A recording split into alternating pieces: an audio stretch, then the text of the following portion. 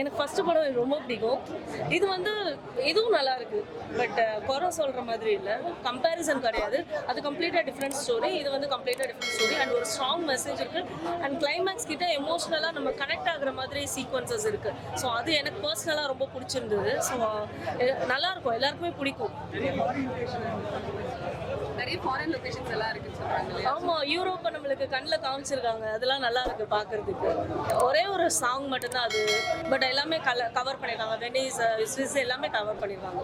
நல்லா இருக்கு. அந்த படத்துல யூஸ் பண்ணிருக்காங்க இல்ல, ஜஸ்ட் ஃபேம் இருக்குன்றதுக்காக அந்த கேரக்டரை பில்ட் பண்ணிருக்காங்களா இல்ல அவங்களுக்கு கரெக்ட்? இல்ல அவங்க ஸ்டோரியோட நல்லா கனெக்ட் ஆகி வராங்க. ஃப்ளோவா இருக்கு அந்த சீக்வன்சஸ். அவர் வர சீன் எல்லாமே நம்மளுக்கு ஆட்டோமேட்டிக்கா, ஏன்னா அவங்கள வந்து ஸ்க்ரீன்ல நம்ம யூடியூப்ல நிறைய பார்த்தனால ஆட்டோமேட்டிக்கா கனெக்ட் ஆயிடுறாங்க.